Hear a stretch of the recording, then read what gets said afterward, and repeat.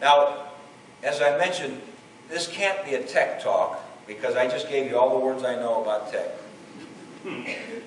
And I can't open it to questions because if you asked me a question about tech, I couldn't answer it. So let me share with you something that's always been,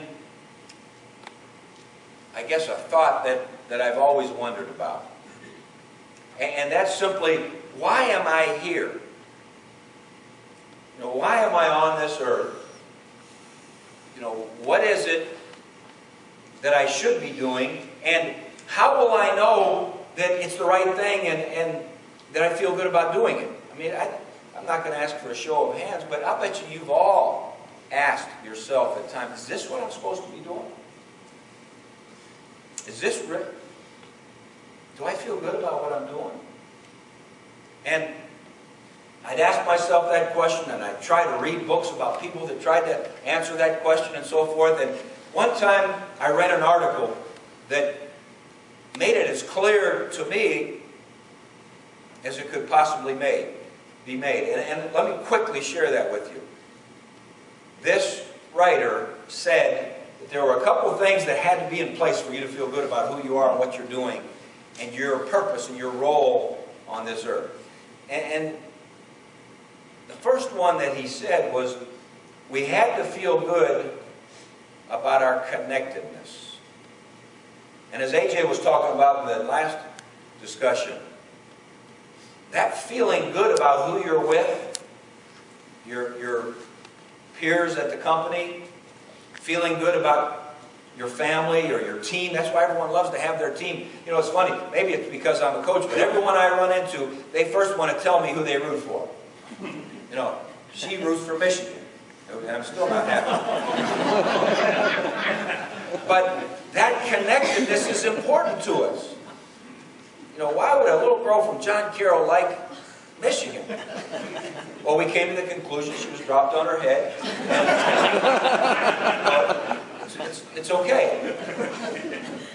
But if you feel good about who you're connected with, if things are going okay at home, if your kids are doing okay, if your friends, your church, your community, your Kiwanis Club, your team, if you really feel good about who you're connected with, then you've got a chance to feel good about who you are and what you're doing and how things are going. The second thing that this writer said is that every one of us needs a sense of autonomy. Well, what's autonomy? Well, autonomy is that thing that is my contribution to the folks I'm connected with. So you have to feel good that there's something that the team's counting on you to do. I always like to use the example when you're an assistant football coach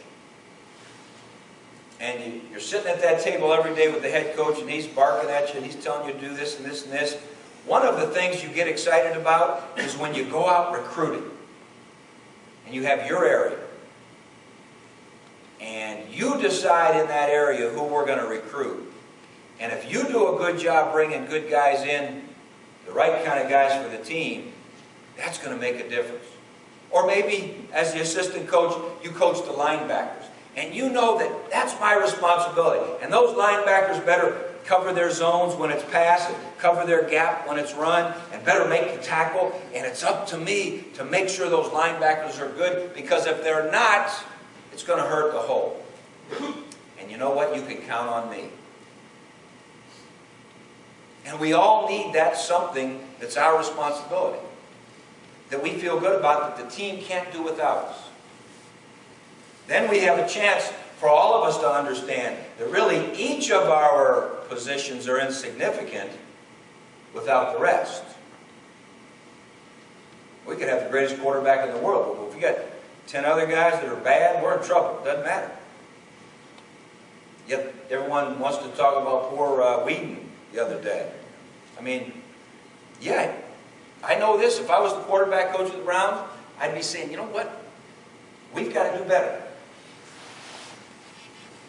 But if I'm the line coach, I'm saying, you know what? We better do better.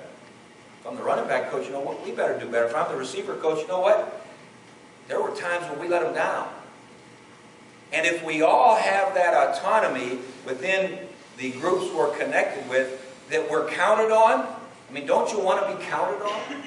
You don't ever want to be in a situation where, you know, I'm just there, they're just carrying me along, and really there's not, what's the use? Nothing I'm doing that's important. If you're in that scenario, you're not feeling good about who you are and what you're doing. And so, most of you are in a position of leadership.